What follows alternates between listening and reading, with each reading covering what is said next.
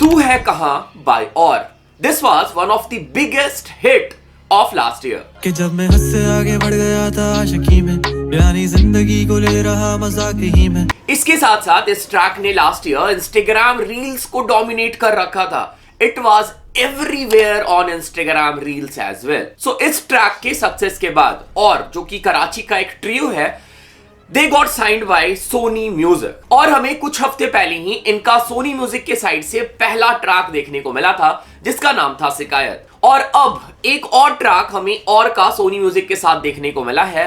This is a new version of the old hit song तू है कहां, जिसमें हमें सरप्राइजिंगली जैन मलिक का फीचर देखने को मिला है. तू है कहां, ख्वाबों के शहर में मेरा दिल तुझे ढूंढ. So, ये ट्रैक 2 दिन पहले ही ड्रॉप हुआ है और जब ये ड्रॉप हुआ और जब लोगों ने देखा कि इस ट्रैक में जैन का फीचर है, एवरीवन वाज सरप्राइज्ड.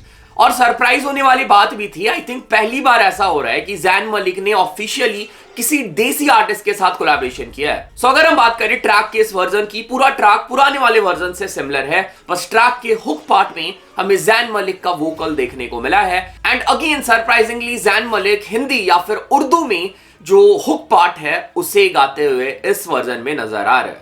ओके, सो और x Jain Malik, this is something huge. और दिस इज एन एग्जांपल कि कैसे डीएचएच या फिर इंडिपेंडेंट म्यूजिक, देसी म्यूजिक जो है वो पीक कर रही है. बट रुक जाओ, ठीक है. एक डिसअपॉइंटिंग न्यूज भी है. ये जो कोलैबोरेशन है इसमें जो जैन के वोकल्स है ये लोगों को पसंद नहीं आ रहे हैं. इंटरनेट पे लोगों की बहुत नेगेटिव फीडबैक है इस पूरे ट्रैक को लेकर के, स्पेशली जैन वाले पार्ट को लेकर के. सो एग्जैक्टली मैं क्या सोचता हूं इस ट्रैक के बारे में और मेरी क्या रिव्यू है, मुझे ये ओवरऑल नया वर्जन कैसा लगा, तुम्हें इस वीडियो में जानने को मिल जाएगा. सो जैन मलिक, और जैन को आई थिंक सब लोग जानते हैं, मुझे बताने की जरूरत नहीं पड़नी चाहिए, बट स्टिल मैं बता दे रहा हूं. मे भी ऐसे कोई लोग हो जिन्होंने जैन मलिक को पहली बार देखा है या फिर तुम लोग नहीं जानते हो. तो Jain Malik is a very popular global star, international sensation. इन्होंने अपनी म्यूजिकल जर्नी की स्टार्टिंग एक्स फैक्टर से करी थी.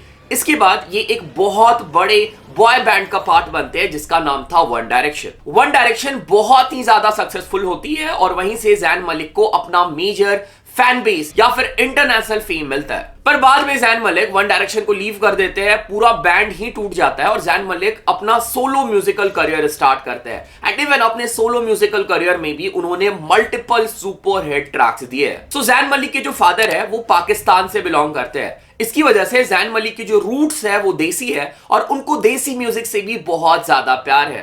पास्ट में जैन मलिक को हम लोगों ने मल्टीपल टाइम्स बॉलीवुड ट्रैक या फिर हिंदी उर्दू ट्रैक के कवर अपलोड करते हुए देखे. लूटा लूटा किसने उसको ऐसे लूटा कि फिर ना पाया. इवन जैन मलिक अपने इंस्टाग्राम लाइव में बॉलीवुड ट्रैक बैकग्राउंड में प्ले करते हुए या फिर गुनगुनाते हुए नजर आते हैं. सो अब शायद तुम्हें समझ में आ रहा होगा कि सोनी म्यूजिक के इन्वॉल्वमेंट के अलावा, क्योंकि सोनी म्यूजिक ने कोलैबोरेशन पॉसिबल कराया है, उसके अलावा और क्या रीजन था जैन मलिक ने ये कोलैबोरेशन किया है. So yes, he is obsessed with Bollywood music and देसी म्यूजिक. और इसकी वजह से अपने जैन भाई ने इस ट्रैक में इंग्लिश वर्स या फिर इंग्लिश में हुक पार्ट नहीं गाया, सीधा वो उर्दू या फिर हिंदी में हमें वोकल गाते हुए नजर आते हैं.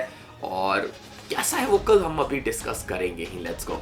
सो वीडियो में हम जल्दी से आगे बढ़ेंगे. उसके पहले मैं तुम लोग के लिए एक बहुत ही टैलेंटेड आर्टिस्ट लेके आया हूं. भाई ने अपने फोन से ही पूरा का पूरा एल्बम ड्रॉप कर दिया है. चेक करो सॉन्ग ऑफ द डे. बिखरे सवालों में आऊंगा ना, तेरे आंखों को मैं तड़पाऊंगा, ऐसा हकीकत भी दर्शाएगा, शीशे से दर्पण भी कतराएगा.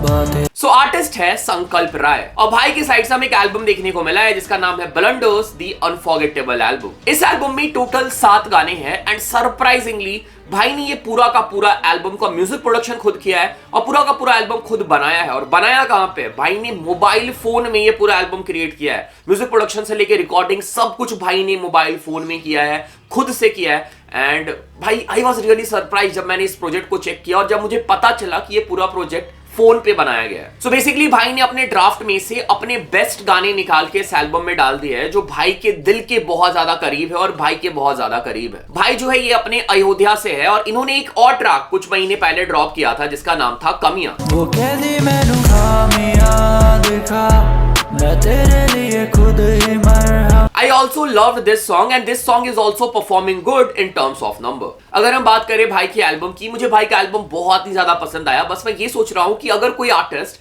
मतलब कोई यंग आर्टिस्ट मोबाइल फोन से ऐसा ट्रैक या फिर ऐसा प्रोडक्शन, ऐसा एल्बम ड्रॉप कर सकता है, तो उसको अगर पूरा स्टूडियो सेटअप दे दिया जाए तो वो क्या कर देगा, ठीक है। ऐसे आर्टिस्ट को मैं जेन्युइनली चाहता हूं तुम लोग सपोर्ट करो। भाई जो है वो लगे हुए हैं और मतलब फोन से ऐसे एल्बम दे रहे हैं, ऐसे म्यूजिक दे रहे हैं। सो मैं चाहता हूं कि सपोर्ट मिले भाई को और भाई के पास प्रॉपर अपना स्टूडियो हो, रिकॉर्डिंग के लिए माइक हो और सब कुछ हो, ठीक है। सो जाओ चेक करो इस एल्बम को। I really love the album, concept बहुत अच्छा है, ट्रैक एल्बम के बहुत प्यारे और मैं चाहता हूं जेन्युइनली कि भाई को सपोर्ट मिले। गो एंड सपोर्ट हिम। ये जो एल्बम है ये सारे प्लेटफॉर्म पे अवेलेबल है, जाओ स्ट्रीम करो, यूट्यूब में जाके कमेंट ड्रॉप कर सकते हो, भाई को मेरी तरफ से ढेर सारा प्यार दे सकते हो। Go and support this guy. So इस ट्रैक के ऊपर और के ऊपर मैंने एक सेपरेट वीडियो भी बना रखा है, तुम लोग चाहो तो वो वीडियो चेक कर सकते हो, ये जानने के लिए कि और कौन है, कहां से ये बिलोंग करते हैं, कैसे इनके ट्रैक वायरल हुए, क्यों ये ट्रैक वायरल हुआ, सब कुछ मैंने उस वीडियो में एक्सप्लेन कर रखा है। तो ये जो तू है कहां का नया वर्जन है, इस ट्रैक की म्यूजिक प्रोडक्शन, लिरिक्स, कंपोजिशन सब कुछ सिमिलर है लास्ट ट्रैक से। इस ट्रैक की म्यूजिक भी लास्ट ट्रैक के जैसे रफी अनवर ने प्रोड्यूस करी है, सेम म्यूजिक यूज हुआ है। इवन मिक्स मास्टर भी रफी अनवर ने किया है, लास्ट ट्रैक ओरिजिनल वर्जन को भी उन्होंने ही मिक्स मास्टर किया था। और लिरिक्स और कंपोजिशन अहाद खान, उस्मा अली और रफी अनवर का है। तो जैसे ही ट्रैक स्टार्ट होता है, एक मेजर डिफरेंस जो तुम फील करोगे पुराने वाले वर्जन और इस नए वाले वर्जन में, इस वर्जन के स्टार्टिंग में हमें जैन मलिक के वोकल सुनाई पड़ते हैं, ठीक है, जिसमें बहुत ज्यादा ऑटो ट्यून यूज किया गया है और थोड़ा सा सुनने में अजीब लग रहा है। और उसके बाद ट्रैक स्टार्ट होता है बिल्कुल वैसे जैसे हमें लास्ट ट्रैक देखने को मिला था। और फिर इसके बाद हमें ट्रैक का पहला वर्स सुनने को मिलता है and this is almost identical to the real version, the OG version, ठीक है। थोड़ी बहुत आई थिंक माइनर चेंजेस हुए होंगे मिक्स मास्टर में, बट ज्यादा मुझे फर्क नजर नहीं आया। जो वोकल था या फिर जो मिक्स मास्टर था, beat production, everything was almost similar to the last version. कि जब मैं हद से आगे बढ़ गया था आशिकी में, यानी जिंदगी को ले रहा मजाक ही। डिफरेंस जो है यहाँ पे वो है म्यूजिक वीडियो में। म्यूजिक वीडियो को फिर से शूट किया गया है और तुम्हें ऊपर सोनी म्यूजिक भी नजर आएगा and this is the reason कि प्रोडक्शन जो है वो थोड़ा हाई हमें नजर आ रहा है as compare to their last music video जो उन्होंने इंडिपेंडेंटली रिकॉर्ड करके ड्रॉप किया था। So song was going really good, सब कुछ बढ़िया चल रहा था। मैं जैन मलिक के वर्स के लिए वेट कर रहा था, बट जैन मलिक का वर्स नहीं आता है। जैन मलिक का पहले क्या मतलब पहला और आखिरी जो था यही था। जैन मलिक का हमें हुक पार्ट में वोकल देखने को मिलता है।